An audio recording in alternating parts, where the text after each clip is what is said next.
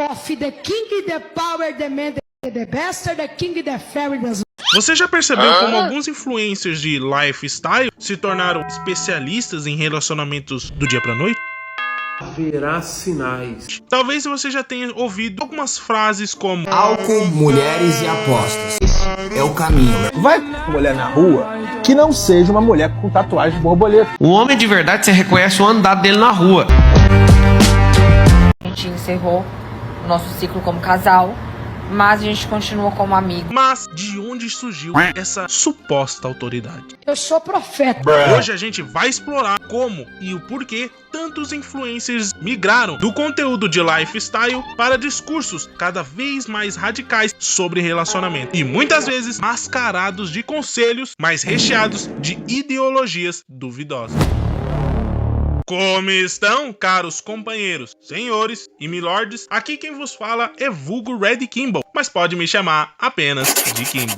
Antigamente, lá para uns 2010, 2015, a moda era o empreendedorismo, lifestyle, o dinheiro, os influencers ali só se esbaldando. Aí o discurso era produtividade, finança, viagens, disciplina e investimento. Até conteúdo motivacional e religioso tinha no meio de tudo isso aí. Agora, do nada, viraram gurus do amor. Os red pilados que sabem tudo sobre relacionamento, com discursos que se parecem mais com manuais de guerra de gênero do que um conteúdo informativo e educacional. Minha teoria a respeito disso é política. Em outras palavras, faz parte da agenda global. Diminuição da população, ferrar com a economia, controlar a população. Dito isso, o primeiro impacto foi nos casamentos. Melhor dizendo, nos relacionamentos de fachada. Haverá sinais. Já que muitos companheiros por aí não perceberam, mas foi o próprio sistema que conduziu lá atrás as pessoas a se casarem e terem filhos. E hoje é o próprio sistema que está desfazendo tudo isso. Tendo isso em mente, muitos produtores de conteúdo, influencers aí afora, ganham seu dinheiro a partir do público, a audiência. E para não cair em esquecimento e continuar tendo comida na mesa, migraram de conteúdo. Bom, em análise assim, não mudou o conteúdo em si, já que eles sempre seguiram o mesmo roteiro, modus operandi ali de agir. Seria o que? Uma etapa aqui de 3 fases. Fase 1, conteúdo aspiracional. Viagens, dinheiro, corpo, liberdade. De tudo isso que eles sempre falaram, não é como se parte disso fosse de alguma forma te ajudar. Fase 2 é as críticas sociais leves. São aquelas frases fortes, prontas. No fundo,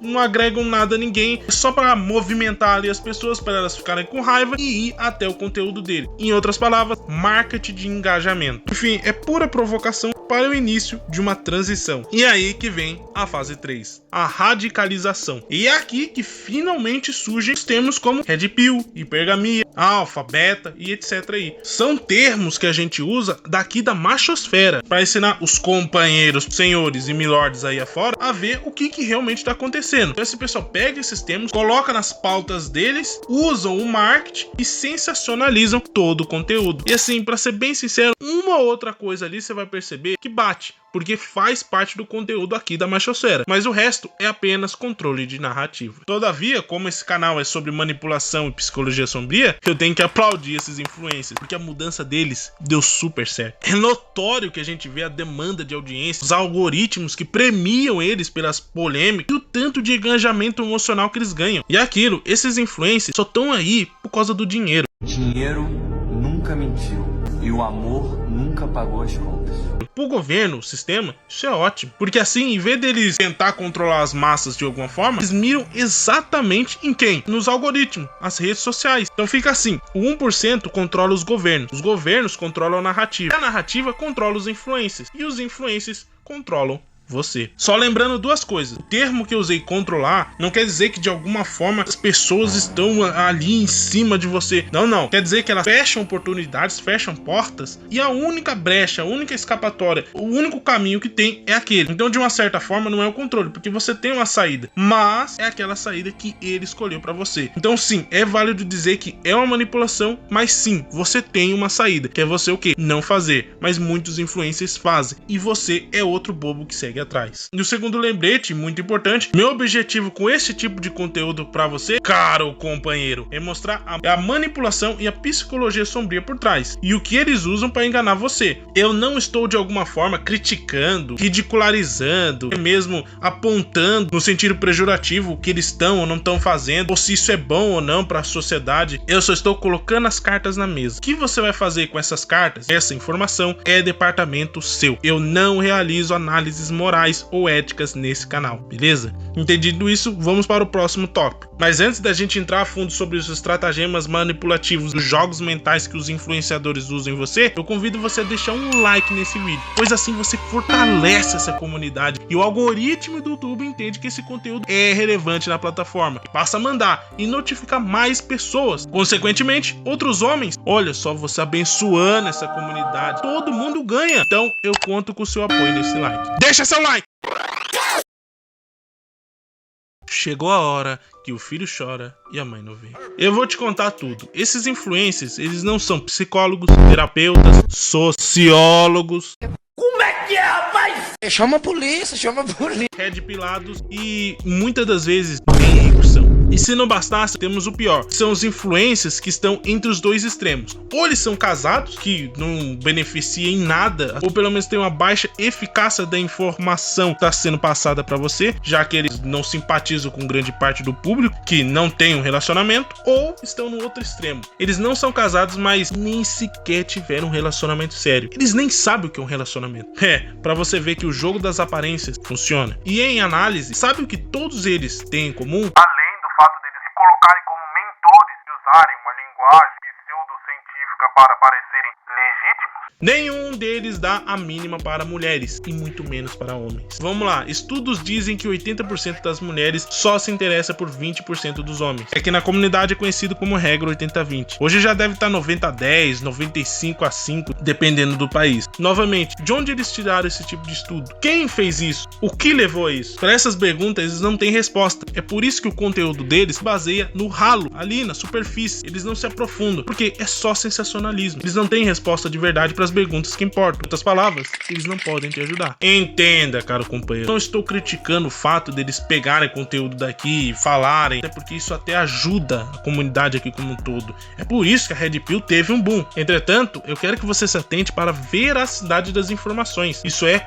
a origem delas. Alguém já perguntou pro Ryan por que a tatuagem de borboleta é tão ruim assim? Por que essa tatuagem em específico, borboleta, é um problema? Calma, borboleta. O que tem por trás? E por que um grupo específico de mulheres a usa? Ele só chegou, apontou o tema, apontou o problema e foi. Sim, eu conheço o Ryan, sigo ele desde 2018, 2019, então já tem um tempo aí seguindo o Ryan, e eu sei que quando ele fala esse tipo de conteúdo é verídico, mas tem alguma coisa por trás. Essa coisa por trás ele não pode comentar porque envolve mais coisas, e esse é o foco que eu quero chamar vocês começarem a refletir, se questionarem das coisas. É aquilo que Maquiavel dizia sobre o segundo tipo de conhecimento, que é você discernir as coisas que as pessoas estão dizendo. Todavia, vou ser direto. Existem muitos influencers aí afora que usam manipulação de linguagem. Eles misturam termos técnicos com a opinião pessoal deles e viram especialistas instantaneamente. Mais uma vez, não é como se a informação fosse falsa. Ela tem fundamento, ela tem uma base. Todo mundo sabe que tem alguma coisa nefasta e obscura por trás das tatuagens de borboleta. Contudo, a maioria não se questiona. Só toma seu partido, seu lado, a partir de uma opinião e segue o bando. Bom, retrocedendo para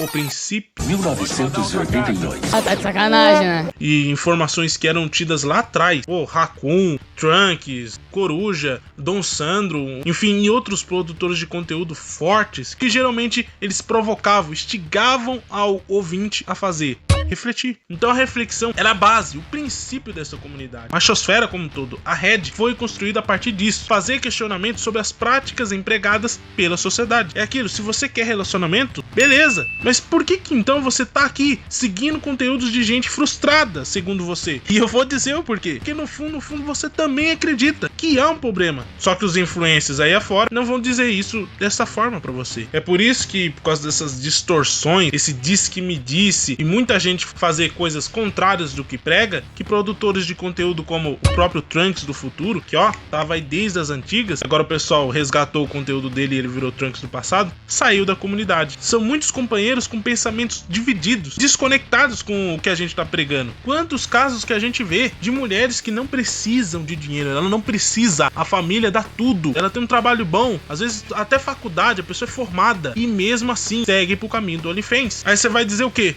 Vai procurar uma tatuagem de borboleta nela? Vai dizer que é culpa do feminismo? Vai dizer então que é a cultura do país? É o Bostil, é isso. Melhor ainda, é os influenciadores. São a influência deles que fizeram ela chegar a esse ponto.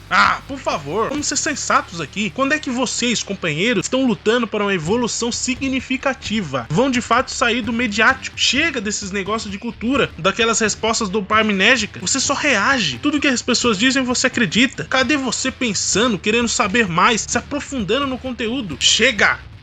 Vamos assumir um papel responsável, singular, egóico. Isso é seguir o nosso próprio caminho e não o caminho dos outros. Wake up to reality. Wake up to reality. Acorda pra vida! Esses influencers não estão representando você. Eles nem sequer sabem o que você passa. Falar frases impactantes baseadas em uma situação ou acontecimento é só problematizar e não solucionar. Quer dizer, é política. Isso é política. O fato é, os seus tataravós, seus bisavós, seus avós, seus pais tiveram um relacionamento falso. Nada nesse relacionamento deles era funcional. É por isso que hoje várias polêmicas e escândalos vieram à tona. Mas isso já acontecia desde trás. E quantos homens alertavam sobre isso? Mas alguém ganhou fama? Alguém ganhou espaço de fala? Não. Sempre quem ganha espaço de fala é sempre quem o quê? Problematiza ou sensacionaliza o conteúdo que já foi dito, mas não com o intuito de ajudar, mas só de ganhar dinheiro. E é aquilo, tem muita coisa acontecendo que você não vê. Só que não é porque você não está vendo que isso não existe, é porque está encoberto. E essa verdade encoberta que você não está vendo, é o que esses produtores de conteúdo, esses influencers, mostram, revelam. E isso que eles mostram e revelam, eles chamam isso de Red Pill. É isso.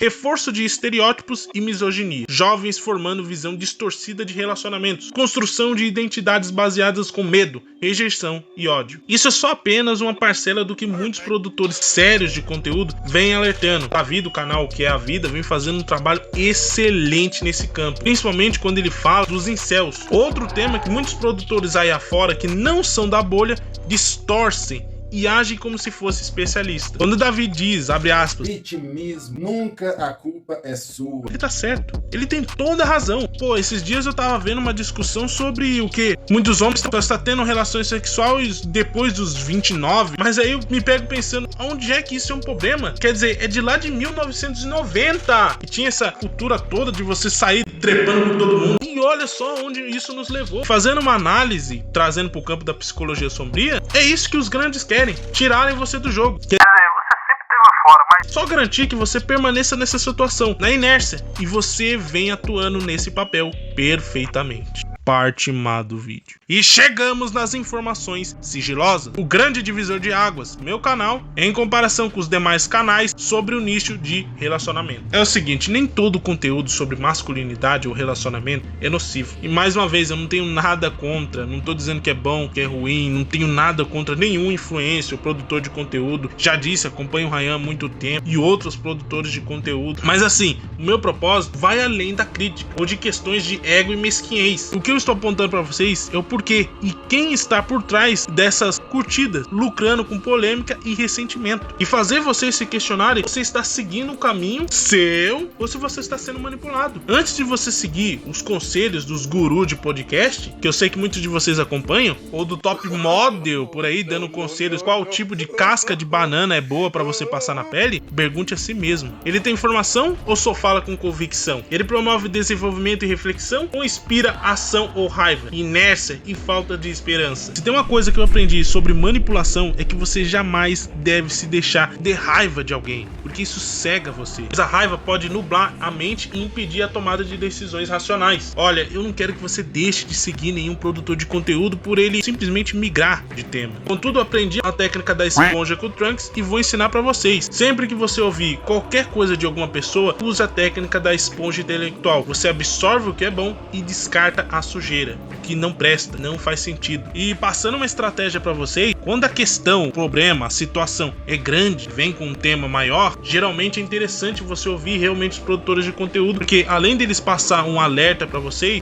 vão ficar por dentro da informação. E como a informação deles vem de outra fonte, então você pode até ter certeza que tem uma certa veracidade. Conclusão. No fim das contas, a transformação de influencers em gurus de relacionamento não é sobre ajudar, é sobre engajar, vender e validar frustrações. Cabe a nós, como a audiência, começar a usar a técnica da bucha e começar a refletir e principalmente a filtrar o que está sendo dito, quando envolve medo, ódio e desinformação. Muitos produtores de conteúdo lucram com isso. E lembre-se, não seja uma Maria vai com as outras e nunca tome partido. Não seja um idólatra de influencer. A questão toda é o conhecimento, a informação. Deixe de ser um ignorante. É isso. Agradeço por ter acompanhado até aqui. Espero ouvir a sua opinião sobre influência e se dizem especialistas em Red Pill aqui nos comentários e seguimos em frente.